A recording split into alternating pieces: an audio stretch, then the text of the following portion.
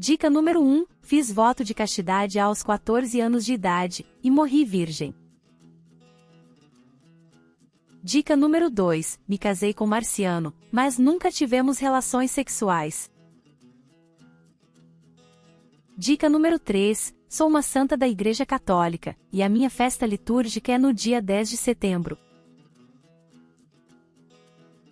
Dica número 4. Sou filha de Eleudóxia, com quem eu não me entendia muito bem. Dica número 5. Não tive um bom relacionamento com minha cunhada Eleudócia. Dica número 6. Fui uma grande defensora dos valores cristãos.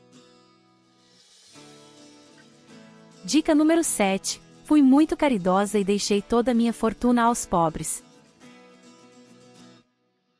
Dica número 8. Combati heresias como o nestorianismo e o monofisismo. Dica número 9. São Leão Magno foi um admirador meu.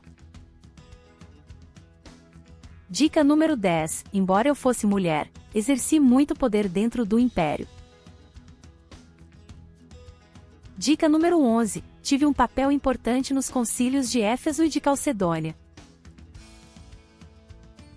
Dica número 12. Fui proclamada Augusta aos 15 anos de idade.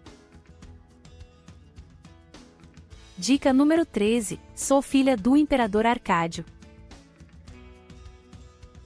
Dica número 14. Declarei guerra à Pérsia Sassânida, após eles executarem um bispo cristão.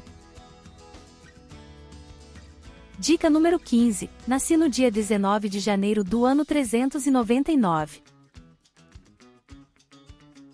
Dica número 16. Morri no ano 453, aos 54 anos de idade.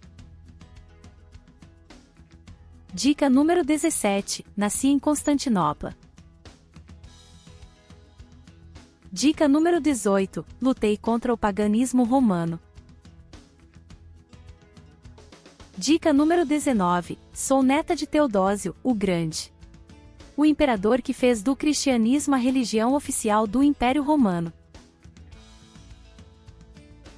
Dica número 20. Fui uma regente muito dedicada e influente do meu irmão Teodósio II, e depois de sua morte, fui imperatriz consorte do Império Bizantino. E aí, acertou? Essa foi difícil. Parabéns para quem palpitou, Hélia Pulquéria. Ou Santa Pulquéria. Pulquéria é lembrada não apenas por seu papel político e religioso, mas também por sua dedicação pessoal à fé cristã e aos ideais ascéticos, moldando significativamente a história do Império Bizantino. Até a próxima rodada do jogo. Quem sou eu?